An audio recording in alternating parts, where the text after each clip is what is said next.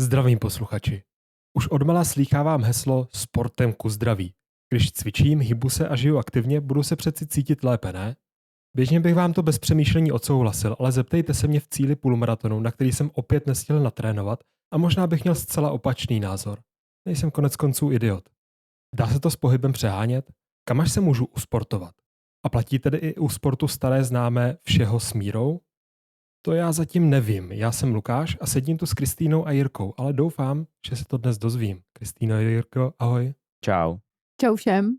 Na začátek trochu osobní otázka. A to cítili jste na sobě někdy, že jste to přehnali s tréninkem? A teď nemyslím to, že byste jako se po jednom tréninku byste přiběhli a cítili byste se jako zničený, že vás bolí nohy a tak, ale že jako dlouhodobě jste si všimli, že 3 měsíce v kuse to nezvládáte a prostě přepalujete to svoje tělo a přemáháte se. Já mám problém, abych se tak necítil při každém tréninkovém bloku, popravdě. No, já jsem to asi cítila dřív v nějakých letech, jako kdy jsem hrála jako významně hokej a střídala jsem takový ty, jak seš v těch věkových kategoriích, kdy můžeš hrát v podstatě jako za 3 věkové kategorie. Takže jsem hrála v dorostenkách, hrála jsem v ženských a pak jsem to ještě měla reprezentaci, takže asi v těch jako dobách, no, to bylo. Ale teď už se tam nechci dostat vlastně. Ale zároveň jste oba úspěšní dokončovači ultramaratonů, což z mýho jako laického pohledu není něco, co by se dalo jako nějak jako strávit, užít si to celý bez toho, aniž bych trochu to své tělo jako zhuntoval, ne? Tak to jako jo, jako když se bavíme tady jako o závodu nebo o jako něčem jako konečným, tak už jako jo, ale při tom tréninku já jako nejdu takhle jako za hranu. A já si nemyslím, že nemusíš jít ani při tom závodě. To je fakt jenom o tom, kolik tomu tělu dáš času. Já jsem fakt přesvědčený a myslím si, že tady to je podložený, že pokud opravdu to děláš postupně a postupně navyšuješ tu zátěž, tak opravdu to tělo jsi schopný dostat do toho stavu, že je vlastně pro něj OK uběhnout 100 kilometrů. Fakt jsem jako přesvědčený, že jsou lidi na tomhle světě, běžci na tomhle světě, pro jejich tělo je to jako normální vzdálenost. A pokud je to určitě extrémní už do nějaký míry, ale myslím si, že tady u těch lidí potom už hraje roli spíš jako ta intenzita a že prostě jsou lidi, kteří jsou schopní uběhnout 100 kilometrů relativně v nějakém svém jako pohodovém tempu a že toto tělo nestojí jako nic jako šílenýho. A určitě asi je těžký říct, jestli jako kde je teda ten limit, jestli to 100 km, 150, 200 a tak dále. A myslím si, že těch 100 km fakt jako to tělo se dá na to naučit, když to jsou prostě roky průběžného postupného tréninku. No. A kde je teda potom podle vás ten limit toho, kdy je to tím sportem ke zdraví, to, kdy jako sportuju, abych se cítil dobře, abych byl prostě jako svěží, fit, mladý a zdravý, co nejdýl to jde. A kde se to potom přelomí v to, že už sportuju jako hlavně na výkon a udělám pro to jako všechno prostě. Jako... Já myslím, že jsi teďka docela jako odpověděl. No, je tady ta otázka jednou zajímala a ptal jsem se tehdy AI, nějak jsem to s ní konzultoval a došel jsem, a respektive mě tam zajímala trošku jiná otázka, ale podobného rázu, a to kdy vlastně se běhání mění z toho, že to je vlastně prospěšný pro naše kolena, k tomu, že už to právě že není prospěšný, že už to ty kolena jakoby ničí. A ta odpověď ale nebyla nějak právě že extra konkrétní, protože ta hranice se jako moc nedá přesně nastavit, protože pokud je člověk zvyklý běhat jednou týdně a najednou začne běhat 5krát týdně, no tak to už si asi ty kolena jako hned takhle začneš ničit. Ale pokud se pomalu během měsíců, let dostáváš z jednou týdně na 5krát týdně, tak to jako pořád je možný. A mimochodem to je zajímavost, myslím, že už jsme to asi v podcastu někdy zmiňovali, opravdu jako jsou studie na to, že hobby běžci, kteří běhají pravidelně, někdy řekněme, že se pohybujeme 2x, 3x, 4x do týdne, něco takového rozumné vzdálenosti, tak ve stáří mají opravdu kolena v lepším stavu než lidi, co neběhají. Takže jako to, že běhání ničí kolena, je jako právě že trochu mýtus, ale je pravda, že maratonci, nebo lidi, co to dělají profesionálně než poloprofesionálně, si ty kolena ničejí. To samý fotbalisti, hokejisti a tak dále. No a jak říkám, já jsem jako tu přesnou hranici jako nenašel. Tam asi bude hrát roli hodně faktorů, potom taky váha a tak dále. Ale někde ta hranice jako 100% je, no. No a v čem je teda potom ten rozdíl mezi, jako řeknu mnou, jako hobby běžcem, co běhá třeba 5krát týdně a pravidelně jako trénuje, dává do toho jako tu energii, zjišťuje si tréninkový plán a tak dále a nějakým jako profesionálním fotbalistou, který, jak ty jsi teďka říkal, má ty kolena potom jako zničený. No, a já se možná tady na celou tuto tvoji otázku podívám z trošku jako ještě jako vyššího pohledu, jo? A to vezmu ještě jako o level o 2 vejš. A to je to, že jednak to, jak poznám, že už je to moc z mojí zkušenosti, ve chvíli, kdy ty tomu obětuješ všechno, tak je to za mě už moc. No, ve chvíli, kdy ty začneš obětovávat čas se svojí rodinou, začneš sportovat na úkor svý práce, začneš sportovat na úkor svýho zdraví ve smyslu přetahuju to, mám rýmu, ale jdu běhat, protože prostě mám tréninkový plán, bolí mě kolena, ale jdu běhat, protože přece to rozběhám, jo, cítím nějaký zdravotní problémy. Tak pokud jdeš jako na úkor tady těch všech věcí, na úkor toho, že se přestaneš stýkat se svými kamarády, protože na to nemáš čas, protože musíš jít běhat, tak jako v tu chvíli je to za mě už jako příliš. Nejenom po té zdravotní stránce, ale vlastně po tom, že ty jdeš čistě na výkon, protože jsi si řekl, že něco chceš a obětuješ tomu úplně všechno. Samozřejmě jako pokud je to nějaký časový období, úsek 1-2 měsíců, kdy seš v nějakým tréninkovém píku, zaběhneš závod a pak prostě hele dobrý, jdeme na pivo, pak tady zase půl roku, 3/4 roku budu fungovat jako naprosto normálně, běžně tak, jak chci já, tak je to asi v pořádku, ale pokud tohle to je nějaký jako trvalý stav vlastně, do kterého se člověk dostane, tak už to za mě je fakt jako za tou hranou a není to jenom o zdravotním přetížení, ale je to prostě za hranou toho všeho, no. No to je ten pohled jako z mentální strany, nebo z toho psychického hlediska, jakoby co tomu všechno obětováváme, to je určitě taky zajímavý. Já bych jako na tohle koukal, no jako souhlasím s tebou, ale ten pojď limit... mi to zase rozstřelit, no. No to je osobní názor, tady to, Jo, jako, jo. to je jako, že, jak říkám, já s tebou souhlasím, jen potom je asi každý tady ten limit má postavit někde trochu jinde. No to rozhodně. Ale vlastně to, jestli je to zdravý nebo ne. Ale ještě abych se zaměřil víc na tu jako fyzickou stránku, jak se ptal Lukáš, jaký je mezi tím rozdíl. Myslím si, že jako jsi šel velmi správným směrem na začátku, že tam hraje roli ta kumulativní zátěž.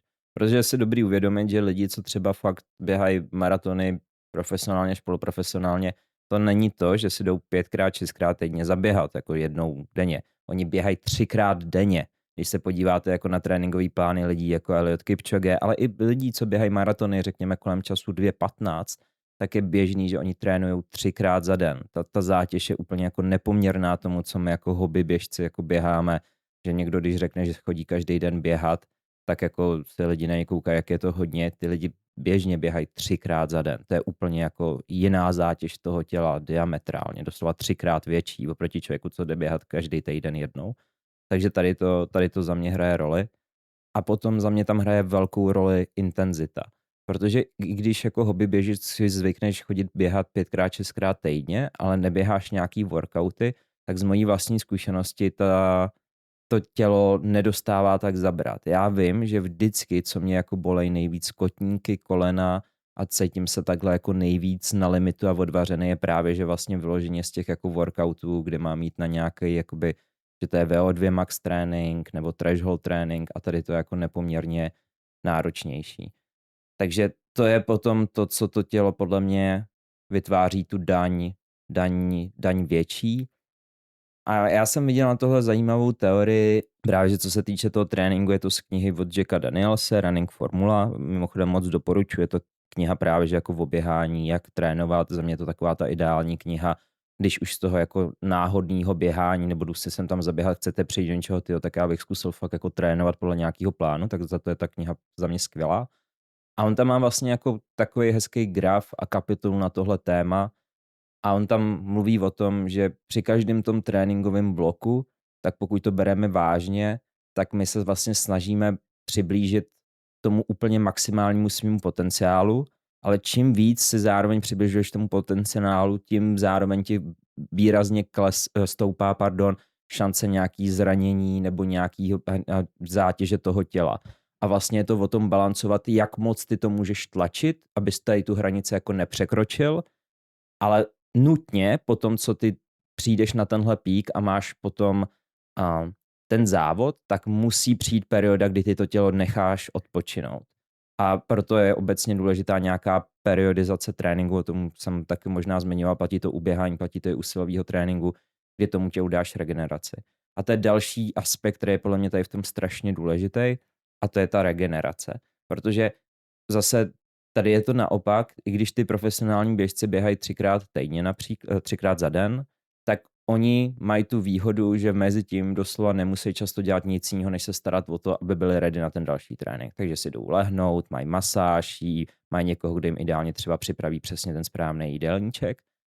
A jsem se o tomhle bavil s jednou s fyzioterapeutem, vlastně lidi, co jsou takový ty jako amatérský sportovci, ale ve smyslu amatérský, jako že už se snaží jako něco vyhrávat právě, že? Tak ty to mají daleko horší. A obzvlášť třeba triatlonisti, tak to, když trénujete na triatlon, tak musíte jít sportovat téměř každý den aspoň 2x, protože většinou musíte jít ráno například běhat, večer na kolo, nebo někdy plavat, pak zase na kolo a tak dále. No ale potom jdou na 8 hodin do práce. A to tělo naopak jako nemá kdy regenerovat a ten prostor pro tu regeneraci je tam menší a tohle jako brutální zátěž, no. Takže to je jako další důležitá proměna, kdy vlastně tady to jako pro tady ty amatérský sportovce může být náročnější než pro ty profesionály, protože ty profesionály mají aspoň ten jako 100% čas na tu regeneraci. Jinak, no. Že jinými slovy, ten rozdíl je v tom, že oni se tím živějí. A platí u těch profesionálních sportovců to, že abys v něčem byl jako fakt dobrý, tak tomu musíš něco obětovat, nějakou část jako svýho zdraví, protože ty s Kristý mluvila o tom, že když jako to přeháníš s tím tréninkem, tak tomu obětováváš práci, což profesionálních sportovců logicky neplatí, protože pro ně to je práce, obětováváš tomu vztahy a svůj sociální kontakt, což u nich předpokládám taky úplně neplatí, protože že většinu přátel mají kolem sebe jako soupeřů, spoluhráčů a tak dále. Ale je to tak, že aby v tom profesionálním sportu byl ten profesionální sportovec opravdu dobrý, tak tomu musí jít za tu hranu, jak ty jsi říkal. A už se nesnaží jako balancovat, ale snaží se to prostě jenom zlomit, podat co nejlepší výkon a potom 35 se nemůže postavit z postele nebo nevím ale co. Takhle si nemyslím, že to funguje, protože mají kolem sebe tým lidí, kteří se starají právě o to, aby ten sportovec byl v nejlepší možné kondici. Fyzický, psychický, aby kolem sebe měl média, který se kolem nich točí, soukromí, který jim musí udržet. Jako ten tým lidí, jejich jediný job je, aby se fakt starali o to, aby ten sportovec byl co nejlíp ready a připravený. A je jedno, jestli to je hokejista, který je v nějakém týmu, anebo jestli to je běžec, který běhá sám, jestli to jsou takzvaně individuální sporty nebo týmový sporty, prostě pořád kolem sebe máš nějaký tým lidí, který se stará o to, aby si byl v naprosté pohodě a mohl si podat ten nejlepší možný výkon. Já tomu rozumím, ale tohle přece platí jenom během té jeho kariéry, že jo? No. Ale jako byl bych překvapený a jestli o tom víte, tak mě teďka klidně opravte, nebo i posluchači napište nám do komentářů na e-mail, jestli něco takového existuje.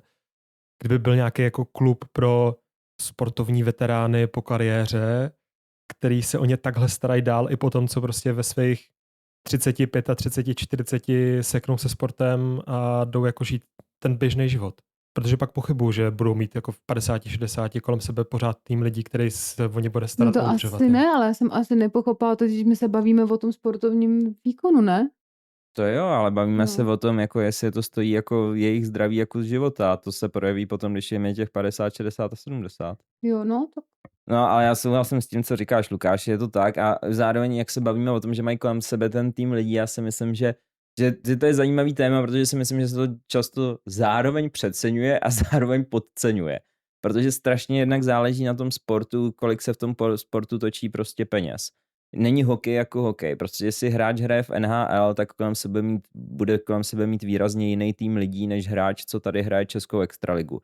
A to už se tady vůbec nebavím o tom, že je o hráči, který hraje druhou tady ligu jako v České republice prostě. To zázemí tam nebude zdaleka takový. A zároveň jsem byl překvapený, že i v těch jako úplně nejlepších ligách, tak v těch týmových sportech, jak jako je to dost často na těch hráčích, aby se o sebe starali. Jo? Oni mají to zázemí a už je to, určitě se to ještě víc profesionalizovali za poslední roky, čím jsme chytřejší a chytřejší. Ale pořád jako mě občas překvapilo, jak jako nechají ty hráče celkem jako dělat kraviny a překvapilo mě, kolik z nich jako věří nebo využívá v uvozovkách specialisty, který, jak se říká hezky v angličtině, prodávají snake oil a prostě ty věci, které jako si od nich berou, podle mě nemají vůbec žádný efekt, no. A zase potom je to jiný jako v individuálních sportech, kdy to je víc zaměření na toho jednoho člověka. Myslím si, že třeba F1, jakoby tam se točí takový peníze, ještě to je vlastně individuální sport, že opravdu tam jako ty lidi o ty je postaráno tak jako asi téměř jako od nikoho. No a pak jsou zase sporty, kde těch peněz jako tolik není, jako je třeba to běhání a tam pokud zase nejsi jako na té úplně nejvyšší úrovni, tak jako zase nějak úplně, že bys měl kolem sebe super extra tým profesionálů, se taky jako říct nedá, no. Takže potom je to hodně jako na tom člověku, jak moc se o sebe stará a je to vlastně na něm, jako jestli opravdu mu půjde čistě o ten výkon a akceptuje to, že si potom, že jako to bude stát to zdraví dřív, anebo jestli se to snaží nějakým způsobem víc kompenzovat, protože jako chce. Ale jak říkám, z mýho pohledu, pokud někdo dělá sport na profesionální úrovni, tak musí akceptovat, že to nějakým způsobem to část aspoň toho zdraví bude stát prostě, no. Já se pro formu zeptám, ale myslím si, že ta odpověď mi je už jako předem jasná, ale hraje v těch dopadech na to sportovcovo tělo i nějaké jako životospráva, a teď mám na mysli jako různé extrémnější diety, protože že vytrvalci se snaží být co nejhubenější, co nejlehčí, aby nenesli takovou váhu, ale i třeba nějaký jako doping nebo nějaký látky podporující takhle výkon, protože jako má to nějaký i dlouhodobý dopady, protože z mýho laického pohledu já mám rád videohry, tak si představuji, že si prostě píchneš injekci, to ti přidá plus 10 k rychlosti na 2 hodiny a pak to vyprchá a jsi úplně v pohodě. Ale jakože obecně tady ta životospráva, jako to taky nějak huntuje tělo, ne? Jo, určitě, jako v těch sportech, kde ten doping je nějakým způsobem prevalentní, tak to je důvod, proč je doping zakázaný. Jako, myslím si, že neexistuje žádná jako látka, co podporuje výkon, která by neměla nějaký vedlejší účinky. A to je popravdě důvod, proč je to zakázaný. Kdyby to nemělo ty vedlejší účinky, tak to zakázaný nebude. Důvod, proč je to zakázaný, je, že to je nebezpečný pro to tělo.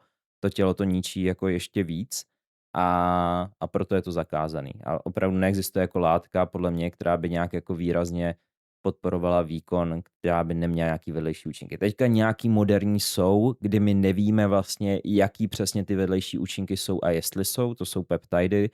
Jako nejznámější asi teďka peptide je GLP-1, což je pod komerčním názvem je to Ozempic, který se používá jakoby na hubnutí. A to je látka, ona teda neovlivňuje výkon, ale ovlivňuje váhu. A opravdu ty studie se tváří tak, že ty vedlejší účinky jsou relativně jako mírný nebo jakoby nepodstatný, což je zajímavý, ale těžký se tím být jistý, protože ten statistický vzorek je pořád jakoby dost malý.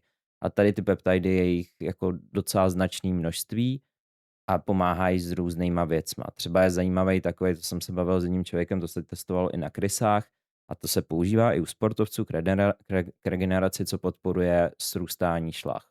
A sportovci mají často urvaný právě že vazy v kolenou, v kotníku, respektive achilovku a tak dále. A tady ten peptide, já neznám to jeho jméno teďka, výrazně pomáhá s tím, aby to srůstalo rychlejš. Zase není to přímá podpora výkonu a nevíme o tom, že by tam byl nějaký jako zásadně špatný vedlejší jako efekt.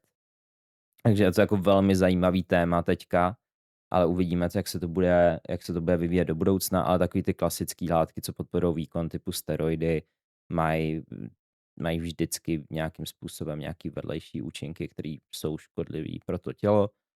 A potom je tam ten druhý aspekt, co přesně říkáš, potom jsou sporty, kde zase třeba ten doping není jako tak zásadní, ale jsou tam zase jiný extrémy, jako může být třeba ta váha.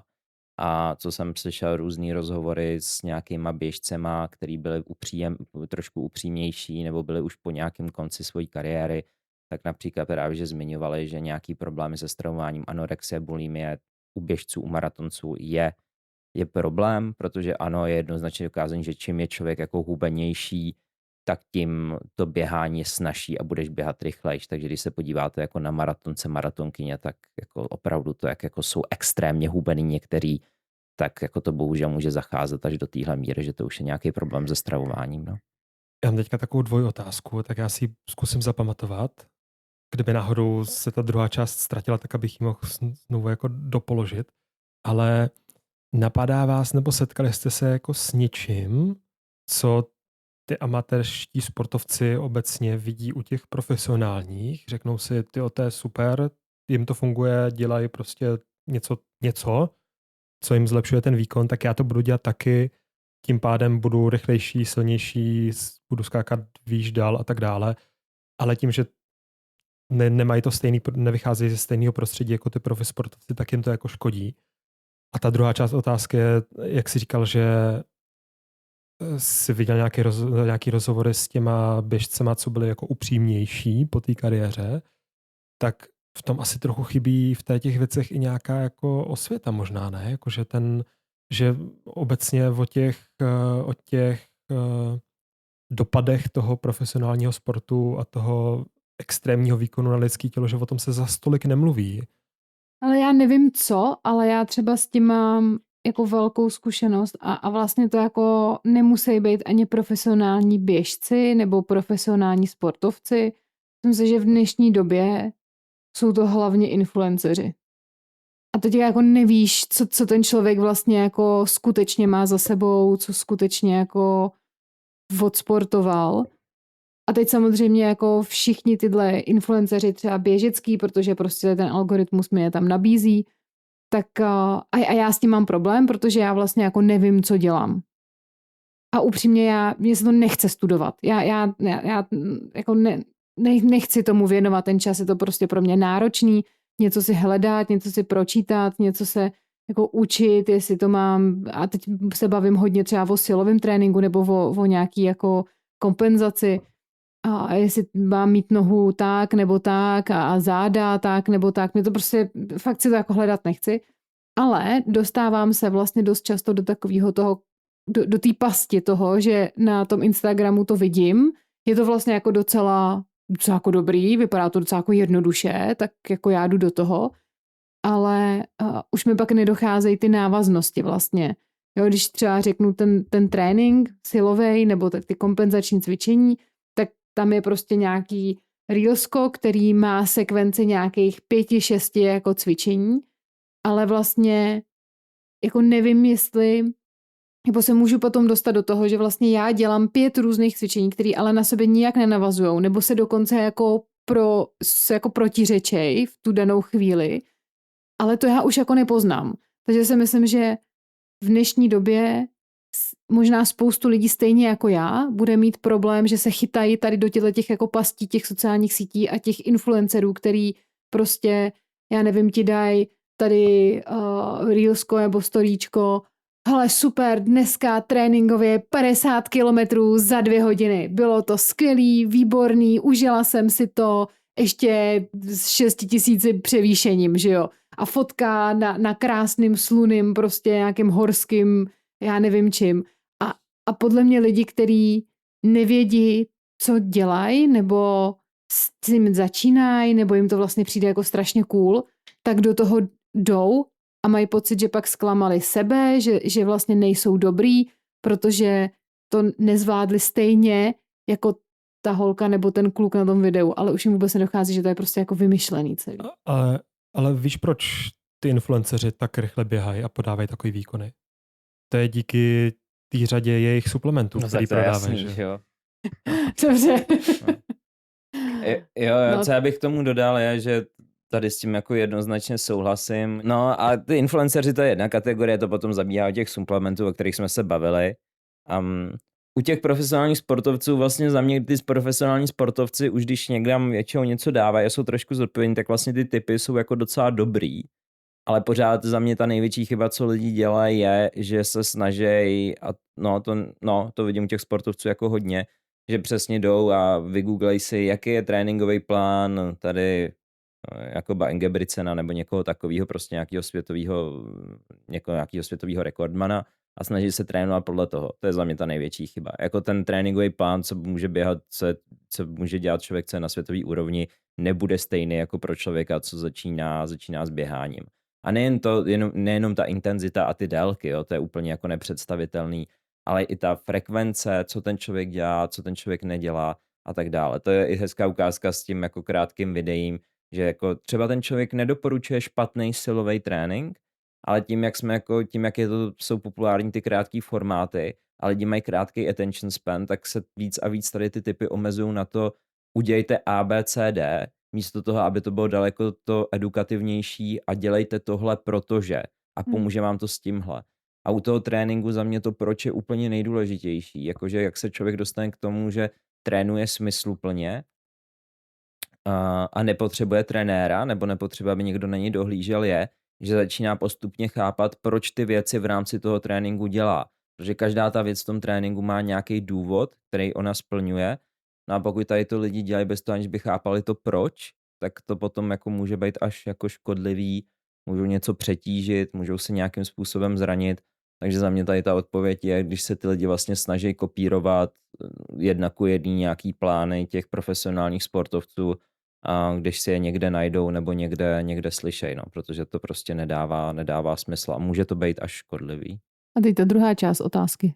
Pak jsem se ještě ptal, že mě zajímalo, jestli v tomhle ohledu, protože Jirka ten mluvil o tom, že slyšel pár upřímných, jako otevřenějších maratonců po konci kariéry, který mluvili o tom, že jako měli problémy s anorexí, s bulimií a tak dále, tak jestli v tady tom ohledu nějak jako nechybí nějaká trochu třeba osvěta, ale protože i třeba teď mě ještě napadá, že často ty výkony v televizi vlastně vypadají celá v pohodě z toho gauče. No. Že to nevypadá nic jako extrémního. No. A tady teda já musím říct, že ta osvěta jako nám chybí jak prasetě drbání, teda musím říct, že a trošku mě mrzí, že kdykoliv potom přijde někdo, kdo trošku jako vynese na světlo to, jak ten profesionální sport vypadá. A teď samozřejmě nechci to jako generalizovat, jo, jsou prostě někde to probíhá hůř, někde to probíhá líp, ale nějak mám pocit, že ve chvíli, kdy teda někdo tohleto vynese na světlo, tak vlastně je ještě jako bitej za to, že nic nevydrží a že je hrozný a že to je vlastně jeho chyba, místo toho, aby jsme se teda podívali na to, jestli ten systém jako fakt není špatně, jo. A teď se bavím přesně jako tady třeba o těch příjmech potravy a myslím si, že to jako není málo sportovců, který s tím mají problém a samozřejmě tady platí strašně jako jednoduchý pravidlo. Prostě jeden extrém způsobuje druhý extrém. Prostě pokud já budu držet extrémní diety, abych byl extrémně hubený, abych byl extrémně rychlej, tak prostě pravděpodobně jako si tím taky vypěstuju nějaký jako extrémní poruchu příjmu potravy a je teď už jako jedno jakou. Ale tady to mi vadí, že místo toho, aby jsme teda řekli, aha, tak ten člověk teda asi jako ví, o čem mluví a něco se mu dělo poměrně dlouhou dobu, v podstatě jako třeba od malička, protože jako ty profesionální sportovci už jsou od malička tady tímhletím systémem pohlcený. Tak místo toho, aby jsme se podívali na to, že ten systém asi funguje špatně, tak vlastně házíme tu vinu na toho člověka. A tady to si myslím, že je naprosto jako cílený, protože my nechceme slyšet jako společnost, a nebo ty lidi, ty strany, ty firmy, co v tom sportu mají ty peníze, tak jako nechtějí slyšet, že tam něco nefunguje. My, jak říkáš Lukáši, jako my chceme se jako společnost koukat na ty sportovce, jako na ty hrdiny, který něco vyhráli, který něco dokázali a ono je to opravdu hezký, ono to přitahuje ty diváky. Já sám koukám na sport a koukám na spoustu sportu moc rád a právě, že kvůli tomu, že tam vidím ten úspěch a když najednou někdo přijde a začne říkat, hele, podívejte se, kolik nás to jako stojí, a ono to není asi tak skvělý, jak to vypadá v té televizi, no tak jako je spousta stran, který o tom nechtějí mluvit. Jsou zdokumentovaný příklady několika, který byly velmi extrémní. Jeden z největších je, když o tom je natočený i film docela pěkný s Willem Smithem, kdy to je samozřejmě jako zdramatizovaný a je to vlastně o tom, že jako doktor začal poukazovat na to, jak americký fotbal vede k trvalému poškození mozku kvůli těm nárazům, co se tam dějou. A byl tam jednoznačný tlak NFL a sponzorů, aby tady to nevyšlo ven. A vlastně dneska už je to známý, ale pořád je to tak ututlaný, že o tom jako spousta lidí neví a nemluví. Tady to šlo hodně do extrému, protože spousta příkladů, kdy přesně americký fotbalisti, když jim bylo 40 a 50, tak oni doslova některý zešíleli. Jo? To jsou jako story, že ten člověk nebyl úplně v hlavě v pořádku kvůli tomu trvalému poškození mozku, začal řídit auto polovopilej na dálnici v protisměru, zabil sebe, zabil několik lidí, agresivita vůči partnerům a tak dále. Fakt jako to není hezký a byl to takhle velký problém, o kterém jsme nechtěli, aby vyšel ven. Tak to stejný platí třeba u boxerů, ale tam je to jako očividný, že se děje nějaká jako... Já Objeví nevím hlavy. dokonce, a to je čistě jako moje teorie, jo. A já jsem sledoval, co se týče bojových sportů, tak jsem jeden čas sledoval víc MMA. Box jsem nikdy tolik nesledoval. Ale bylo zajímavý slyšet, a to si možná myslím, že je paradoxně dokonce lepší než v tom americkém fotbale, že ano, ty zápasníci v těch zápasech, jako co dostanou za rány do té hlavy, no tak jako to je samozřejmě strašný a není to ideální. Ale právě, že zase, aby mitigovali to riziko, tak jsem slyšel o gymech v Americe, protože jsem sledoval hlavně UFC, kde právě, že při tom tréninku ty rány jako do hlavy jsou jako naprosto nepřijatelný. Že to je jako úplně jako tabu, takže se aspoň takhle snaží minimalizovat to riziko. Zatímco zvlášť dřív tady to v tom americkém fotbale nebylo. Tam i ty tréninky jako byly hodně intenzivní a u těch jako lidech na té střední nebo na té vejšce jako nikdo neřešil, hele, tak si tu hlavu nevomlať. Ne, prostě naopak stejná intenzita, aby to bylo jako v tom zápase. A nevím, jestli tady to jako dokonce nebylo kvůli tomu horší. Takže chápu, jako co říkáš, ale nevím, jestli díky tomu, že to je tam tak očividný, tak tam díky tomu aspoň není i ta jako větší prevence, jestli to jako dává smysl u těch bojových sportů a u toho boxu. Jo, dává. Já jsem to myslel spíš tak, že u toho boxu tak tam vidíš, že ty lidi se mlátí do hlavy, takže pak řekneš, hele, ten člověk má najednou po své kariéře problémy s agresivitou, zešílel třeba nebo tak a jako za stolik tě to nepřekvapí, jako třeba u toho amerického fotbalu. A druhý příklad, který taky je normálně zdokumentovaný a taky si myslím, že naprostá většina lidí o něm ani neví. A tady těch příkladů samozřejmě bude víc, tady to jsou ty, který znám já. Tak to je Project Oregon od Nike v Americe, což byl projekt právě že na běhání. Bylo to, jelikož Nike v Oregonu hlavní, vznikl v Oregonu a pořád tam mají takový svůj největší, nebo mají tam svůj obrovský kampus, tak tam měli právě že postavený tréninkový centrum a tréninkový tým pro nadějný americký běžce. Byl to opravdu pro ty nejlepší z nejlepších. A já jsem se to tady hledal na mobilu, protože jsem si nepamatoval to jméno, ale byla to Mary Kane, jejich sportovky, něco tam byla a ta vyšla potom jakoby ven s tím, co se tam dělo a bylo to strašný. A zase doporučuji si to interview dohledat, má interview na YouTube, myslím, že z New York Times a mluví tam o tom, jak bylo běžný, že jim vlastně nutili doping, a jak jí nutili, aby brala projímadla, aby byla co nejlehčí. Když jim začala říkat, hele, já už jsem tak hubená, že vlastně ani menstruace mi nefunguje v pořádku, tak pořád jí nutí zhubnout jako ty kila a najednou to je jako ten reality check, co vidí, co člověk vidí, jak jako se tlačí na výkony tady těch jako mladých sportovců, aby byli co nejlepší. A možná bych se i zamyslel nad tím, jak je jako zajímavý, jak tam může být i ten politický tlak, protože opravdu výkony na olympiádách a v nějakých velkých sportovních událostech jsou spojený s tím, jak potom lidi jsou spokojení v té zemi. Takže například olympiáda v Soči, kde je zdokumentovaný zcela jednoznačně, že tam byl státem sponzorovaný doping, na kterým se podílala ruská tajná služba, aby sfalšovali vzorky krve, tak to ovlivnilo přijímání nebo jak lidi koukali na Putina, protože Rusové v Soči získali úplně absurdní množství medailí. Takže i tady ten tlak na výkon tam je No a potom jako snažit se ututlat to, že úplně jako, že si naši děti takhle huntujou zdraví, tak jako to není asi úplně překvapivý, no. A aby jsme to jako trošku jako otočili, jo. Jako i ten profesionální sport pořád nemusí být nějak jako takhle drastický. Jako ano, samozřejmě, nebo ne samozřejmě, ale je dobrý to nepřehlížet tyhle ty věci, ale zase, aby jsme jako neříkali, že jako profesionální sport je jenom špatný, nebo že se tam dějou jenom špatné věci.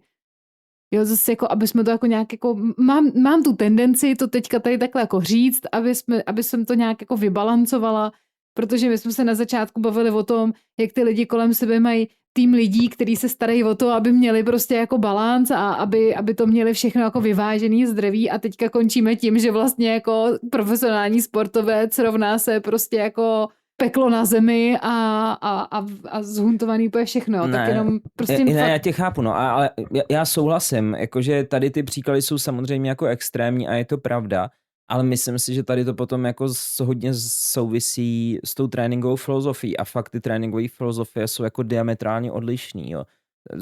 Prostě některé týmy daleko víc podporujou nějaký jako zdravotní, víc jako zdravý styl, protože jako zjišťují, že to k tomu jako výkonu může vést a je to strašně rozdílný, protože třeba teďka jsem zrovna viděl docela zajímavou jako takovou video esej na téma právě, že sportovců v Americe, hlavně co se týče jakoby lyžování. A ta Amerika je tady v tom specifická například, a já taky neříkám, že mimochodem všechno v Americe tady v tom ohledu funguje špatně, jo, ale tady to byl příklad toho, jak to byl styl prostě, tak my nebudeme nějakým způsobem jako rozvíjet talenty, my prostě využijeme to, že máme tady jako hrozný množství mladých lidí, co to můžou dělat, takže prostě takhle budeme házet jako všechno do toho jednoho síta jako tréninkem, který není jako ideální, ale z toho obrovského množství vzejdou nějaký 1-2 talenti, co jsou schopní vyhrávat medaile.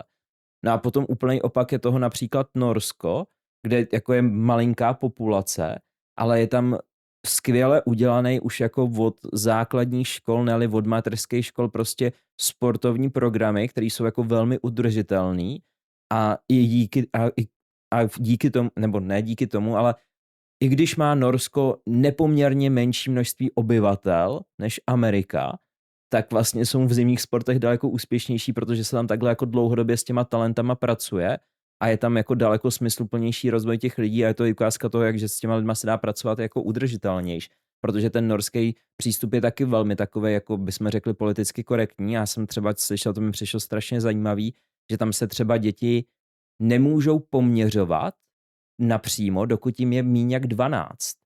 Že jako prostě, že dokud jim není víc jak 12, tak vůbec jako neřeší, kdo kdy jako skončil, jde spíš jako o tohle, pojď na ten závod, je to zábava, když to zjednoduším. Což je v Americe úplně nemyslitelný. Tam je ta jako mentalita, že od 5 let, jestli jsi byl druhej, tak jako si k ničemu, teďka samozřejmě jako přeháním, ale kdybyste tady to řekli v Americe, tak to přesně se nás budou koukat, ježiš, co to je za woke přístup, co to je za kravinu, ne, musí to dítě se poměřovat s ostatníma, zažít ten neúspěch a musí makat. Jo, a tady ty přístupy jsou rozdílný, záleží na zemi, záleží na sportu, záleží na týmu, záleží na programu. Takže já naprosto souhlasím, rozhodně to není tak, že ten vrcholový sport je nutně jako špatný. Myslím si, že většina týmu jako je fajn, ale pořád si myslím, že platí to, že pokud opravdu chceme nebo čekáme, že něco budeme dělat na té vrcholové úrovni, tak si pořád myslím, že nás to bude stát trochu toho zdraví, no, že to jako bez toho úplně jako nejde. Jo, a zároveň ještě mám jako tendenci dodat, že jakoby ty příběhy, které jsme tady zmiňovali, nebo ty aféry, které jsme tady zmiňovali, takže se staly před nějakou dobou a mám pocit, že vlastně jako to vedlo vlastně k nějakému zlepšení, že to vedlo k tomu, že se prostě... Tomu bych byl skeptický, já si myslím, že se to děje znova, ale jako jen o to zase nevíme. Já si myslím, že se tady to vždycky objevuje ve vlnách, ale chápu tě. Já tomu chci věřit. Jo, já jsem tady ten mainstream, který prostě chce věřit tomu, že jsou to ty jako krásný splněný sny a sice tvrdá práce, ale vlastně jako... Já bych jenom pro úplnost rád taky dodal, že my jsme tady zmiňovali 3-4 ty jako špatný příklady, ale samozřejmě sportovců na světě jsou jako tisíce a tisíce. Jo. A lidi mají tendenci si všímat a spravovat ostatní o těch jako extrémech, ať už Mhm. dobrých nebo špatných, ale to mezi tím, ty sportovci, kteří trénují normálně, úplně běžně, nepřehánějí to, nějak nevybočují z nějakého běžného tréninkového plánu, tak tam je to normální, tak proč by o tom psali média, nebo proč bychom se o to jakoby aktivně zajímali, no. A já jsem tenhle díl začal trochu osobnější otázkou, tak mně přijde takové poetické to i skončit trochu osobnější otázkou. A to je, vy jste oba, podle toho, co jsme mohli slyšet v uplynulých dílech, občas trochu extrémisti, protože ať budete říkat cokoliv, tak běžet 105 kilometrů na jeden zátah během jednoho dne je prostě extrémní a přepal.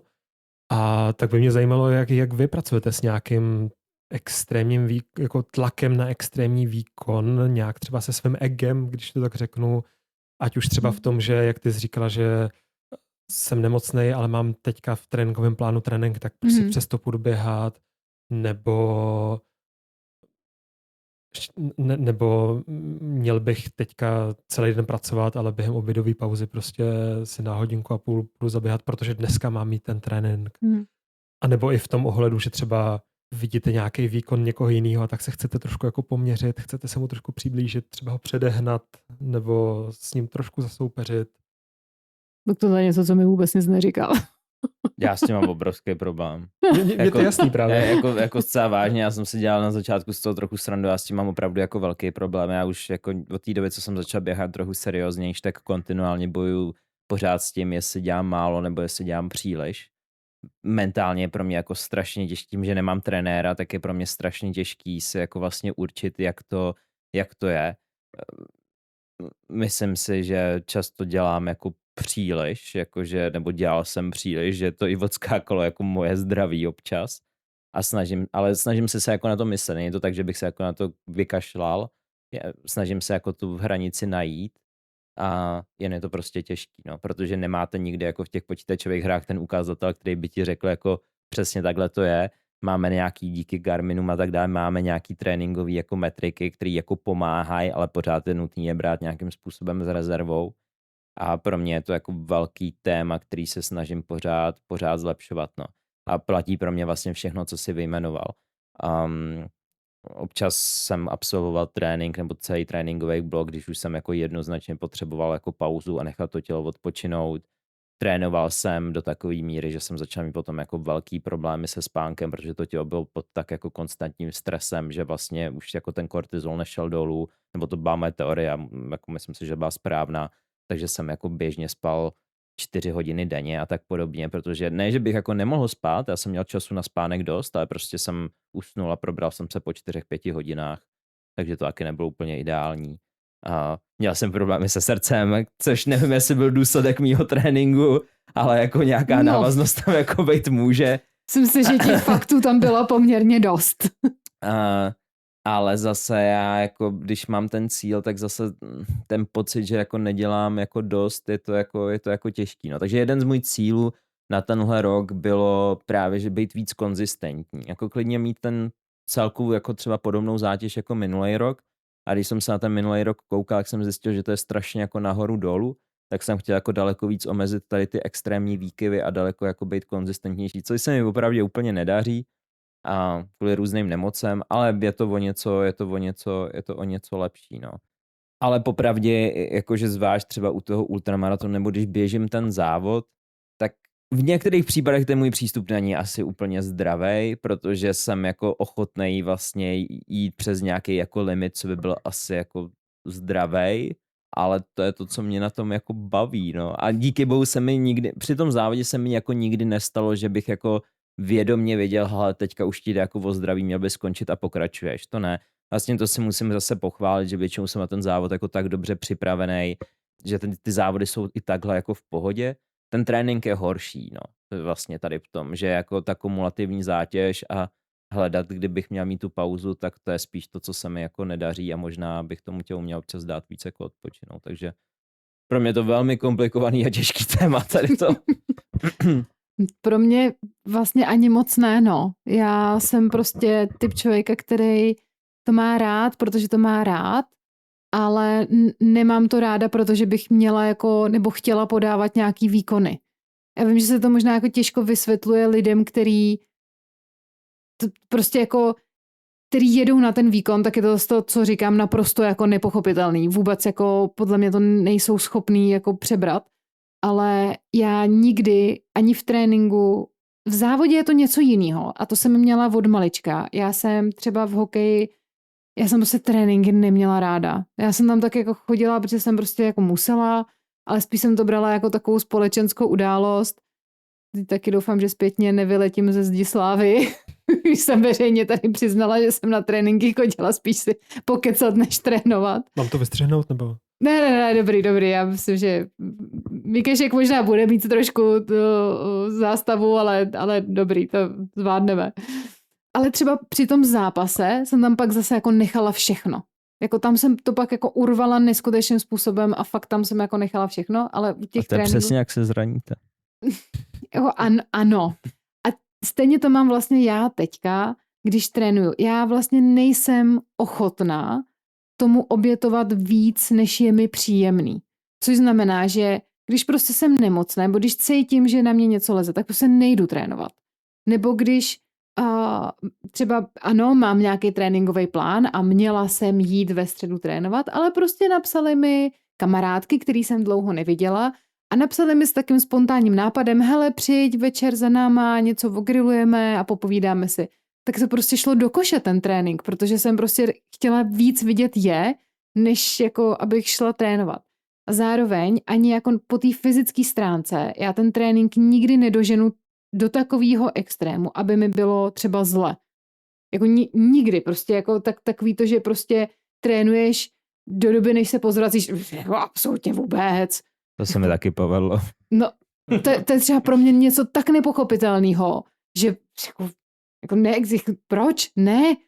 Nebo poměřování se s někým, jako, tak si běž, no, tak já si skočím na kafe a někde uvidíme, tak jako fakt je to pro mě něco, co jde úplně mimo mě a vlastně já jako jdu trénovat, protože ano, chci teda něčeho dosáhnout, chci třeba jako ten ultramaraton uběhnout, nechci tam jako úplně umírat, tak jako vím, že potřebuji jako běhat a vím, že potřebuji trénovat, ale nikdy to neženu do nějakého jako extrému, no.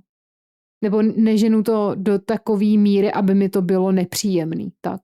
Což samozřejmě je, ale zase jako druhý extrém, to taky není jako úplně jako správně. Já si nemyslím, že to je extrém, já si myslím, že takhle to má jako většina lidí, no. Tady s tím přístupem jako jeden problém a za mě vlastně jako v některých ohledech jako zdravej a jako super. Co je za mě tady s tím jako riziko, jak najít ten limit jako od toho, že no tak jako mě se zrovna nechce, tak jako nepůjdu běhat, protože popravdě vždycky se jako někdy nebude jako trochu chtít a občas se to jako potřeba překonat.